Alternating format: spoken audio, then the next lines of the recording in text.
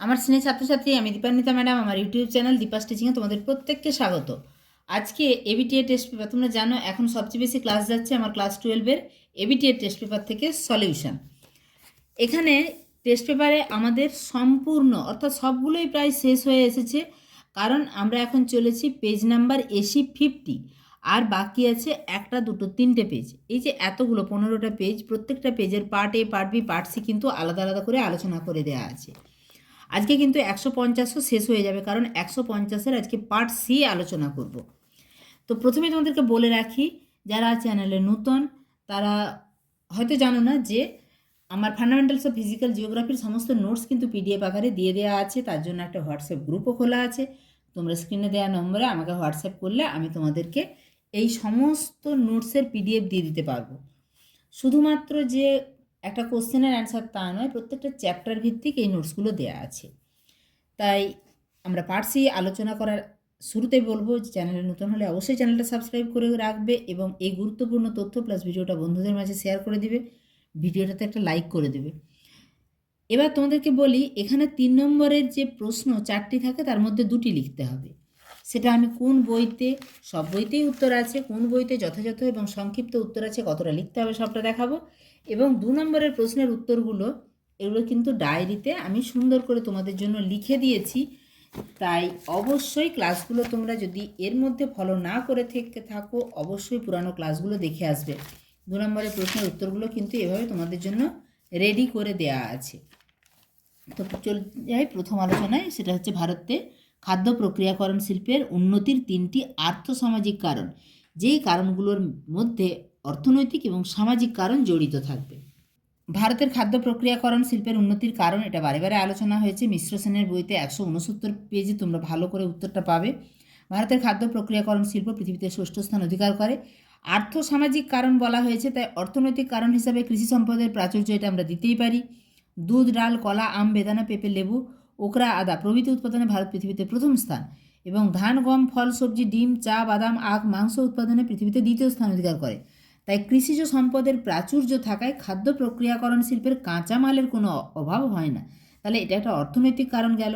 এবার আর্থসামাজিক কারণ বলেছে। সামাজিক কারণগুলোর মধ্যে সবচেয়ে যেটা গুরুত্বপূর্ণ, সেটা হচ্ছে জনসাধারণের জীবনযাত্রার পরিবর্তন এবং তাদের পছন্দ। তার মধ্যে যেটা উল্লেখযোগ্য, সেটা হচ্ছে নগরীকরণ বা নগরায়ন ও চাহিদার পরিবর্তন। বর্তমানে বিপুল জনসংখ্যা, তার মধ্যে অধিক তরুণ ও যুবক জনগোষ্ঠী, যারা আবার ছেলে মেয়ে উভয়ের কথাই বলছি, বিভিন্ন কোনো না রকম কাজে যুক্ত। এই যে মহিলাদের কর্মে নিযুক্তি, শিক্ষার হার বৃদ্ধি, নগরীকরণের হার, এই সমস্ত কারণে খাদ্য চাহিদার পরিবর্তনের ফলে প্রক্রিয়াজাত খাবারের চাহিদা বৃদ্ধি পাচ্ছে। আবার একক পরিবার বৃদ্ধি পেয়েছে। কেউ হয়তো গ্রাম থেকে তার স্ত্রী সন্তানকে নিয়ে এসে শহরে বসবাস করছে। এই যে ক্ষুদ্র ফ্যামিলিগুলো, তার মানে সেখানে যদি দুজনেই কর্মজীবী হয়, তখন এই রেডি টু ইট ও কুক এই খাবারের চাহিদা বৃদ্ধি পাচ্ছে। মানে খাদ্য প্রক্রিয়াকরণ শিল্পের উন্নতির এটা একটা অন্যতম কারণ। এছাড়া প্রক্রিয়াজাত খাবারের চাহিদা বৃদ্ধি, ভারতীয় জনগণের পরিবর্তিত জীবনধারা এবং পছন্দের কারণে সুবিধাজনক ও খাওয়ার জন্য প্রয়োজনীয় খাদ্য পণ্যের চাহিদা বেড়েছে। এটি খাদ্য প্রক্রিয়াকরণ শিল্পের বিকাশে সাহায্য করে। আমাদেরকে আর্থসামাজিক কারণ লিখতে বলা হয়েছিল, এইটুকু লিখলেই হবে। তা বাদেও যে কারণগুলো আছে তোমরা একটু স্ক্রিনে দেখে নিতে পারো, প্রয়োজন মনে হলে তোমরা যোগ করে নেবে। 2 দাগের প্রশ্ন, দক্ষিণ ভারতে বাণিজ্যিক মৎস্য আহরণ ক্ষেত্র বেশি গড়ে উঠেছে কেন? এটা হাজরাগিরির বইতে 206 পাতায় আছে। দেখো, এমনিতে আমরা জানি কি, এই যে দক্ষিণ ভারতটা যেহেতু 3 দিকে সমুদ্র ঘেরা, ফলে এই যে বাণিজ্যিক মৎস্য আহরণ ক্ষেত্র, এটা তো সমুদ্র থাকলেই সম্ভব। এবং এটা দক্ষিণ ভারতে কেন গড়ে উঠেছে তার কারণগুলো যদি আমরা দেখি, প্রথমে পূর্ব উপকূলীয় অঞ্চল, পশ্চিম উপকূলীয় অঞ্চল, এই লাক্ষাদ্বীপপুঞ্জ, এগুলো হচ্ছে অঞ্চল, সামুদ্রিক মৎস্য আহরণ ক্ষেত্র অঞ্চল। সেই সামুদ্রিক মৎস্য আহরণ ক্ষেত্র গড়ে ওঠার মূল কারণ হচ্ছে বিস্তৃত মহীসোপান। এইখানে যেটা ব্লু কালিতে করা আছে, এটা কিন্তু পুরোটা মহীসোপান অঞ্চল। এই বিস্তৃত মহীসোপান, যার গভীরতা 200 মিটার পর্যন্ত গভীর, যেখানে 200 মিটার পর্যন্ত গভীরতা পর্যন্ত আলো প্রবেশ করতে পারে বলে, সূর্যালো প্রবেশ করতে পারে বলে গাছের খাদ্য প্লাঙ্কটন জন্মায়। তাহলে বিস্তৃত মহীসোপান হচ্ছে প্রথম কারণ, যার কারণে প্লাঙ্কটন, সেটা ফাইটোপ্লাঙ্কটনই বলো, জুপ্লাঙ্কটনই বলো, প্রচুর পরিমাণে জন্মায়, যেগুলো খেয়ে মাছের বৃদ্ধি হয়, ফলে এখানে মাছের সমাবেশ ঘটে। মৎস্যের খাদ্যের যোগান, ভারতের বেশিরভাগ নদী বঙ্গোপসাগর না হলে আরব সাগর, এদিকে এসে বঙ্গোপসাগর না হলে আরব সাগরে মিশেছে। ফলে কি হচ্ছে, ওই সমস্ত নদী দ্বারা বিভিন্ন ধরনের বর্জ্য খনিজ পদার্থ এসে সমুদ্রে মিশছে।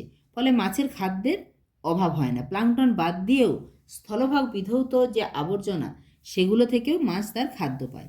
এছাড়া ভগ্ন উপকূলের কারণে ভারতে প্রচুর মৎস্য বন্দর গড়ে উঠেছে।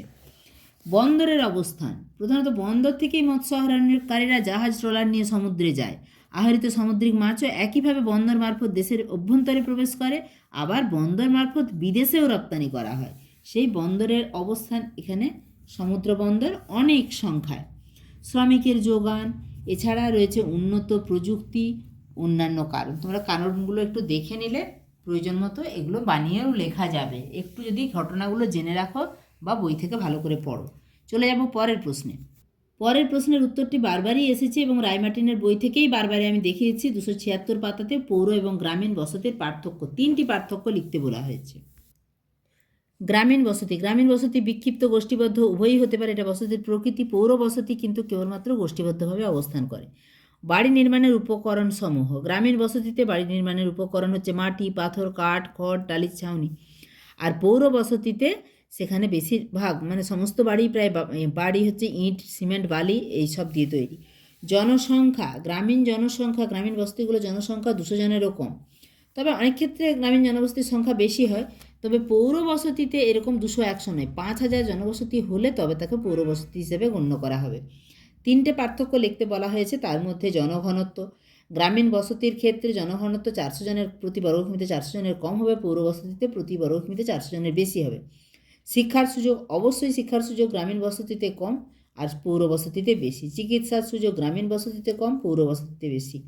এছাড়া অর্থনৈতিক কার্যাবলী, গ্রামীণ বসতিতে বেশিরভাগ মানুষ কৃষি এবং বিভিন্ন যে প্রাথমিক স্তরের ক্রিয়াকলাপ, হস্তশিল্প, পশুপালন, মৎস্য চাষ, বনজ সম্পদ সংগ্রহ ইত্যাদির কাজের সঙ্গে যুক্ত।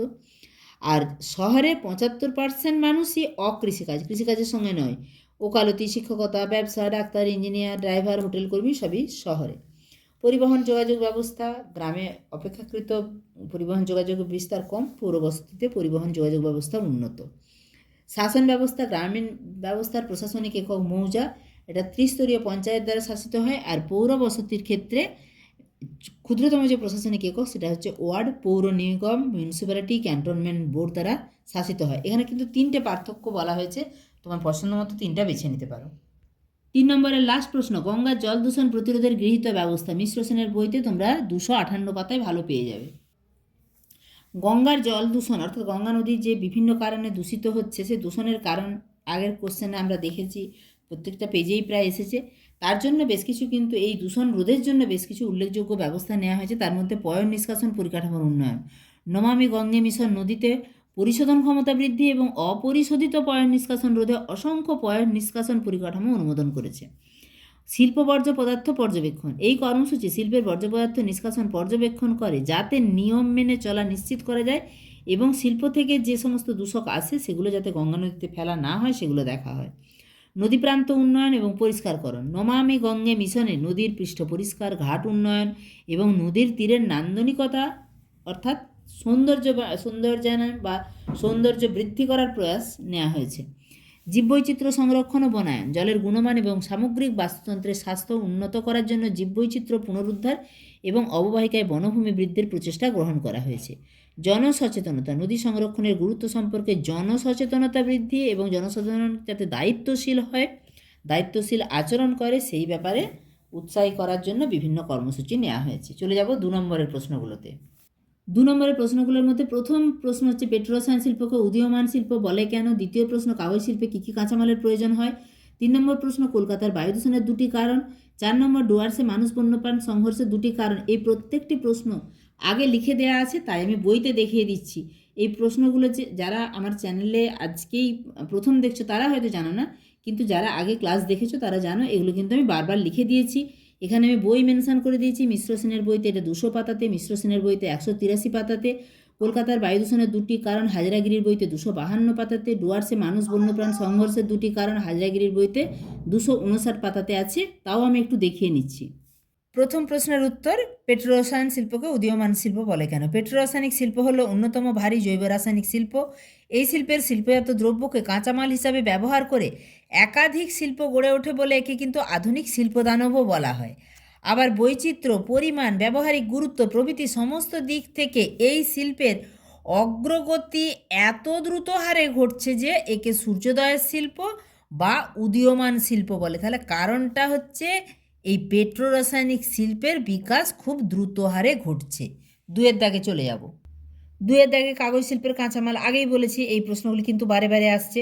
তার মধ্যে বনজ ও কৃষিজ কাঁচামালের মধ্যে সরলবর্গীয় গাছের নরম কাঠ, ইউক্যালিপটাস গাছের কাঠ, বাঁশ, সাবাই ঘাস, সালাই গাছের তন্তু, আখের ছিবড়া, ধান গমের খড়, পাট, শন, তুলো প্রভৃতি কৃষিজ দ্রব্য, ছেঁড়া কাপড় ও কম্বল, ছেঁড়া ও পরিত্যক্ত কাগজ। আর রাসায়নিক কাঁচামালের মধ্যে এটা অবশ্যই লিখবে sodium sulphate, caustic soda, soda ash, sulphuric acid, চুন, গন্ধক, চীনামাটি, calcium sulphate, calcium carbonate, titanium dioxide, দস্তা, রং, ফটকিরি ও ব্লিচিং পাউডার।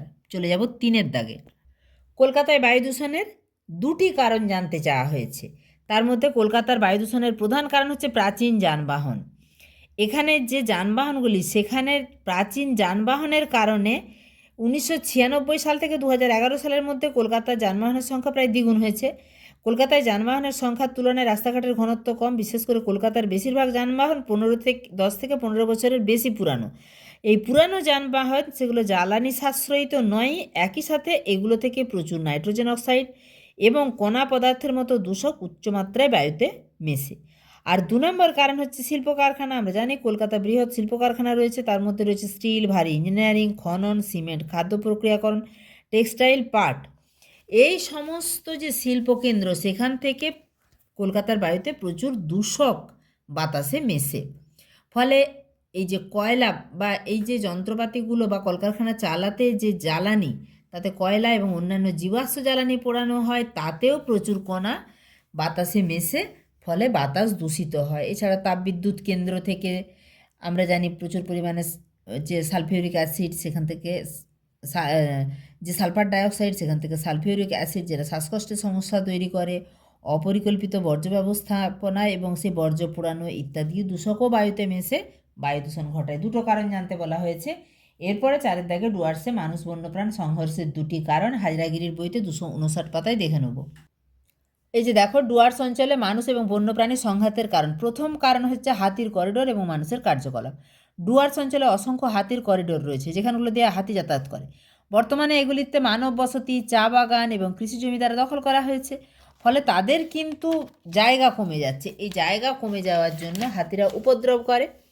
এই যে ফলে হাতিরা মানব অধ্যুষিত এলাকায় প্রবেশ করতে বাধ্য হচ্ছে, ফলে সংঘাত সৃষ্টি হচ্ছে। এছাড়া রেজার বেড়া, হাতিদের ঠেকানোর জন্য কখনো কখনো খুরের তারের বেড়া দেওয়া হয়, যা হাতিদের গুরুতর আঘাত করে বা মৃত্যুর কারণ হতে পারে।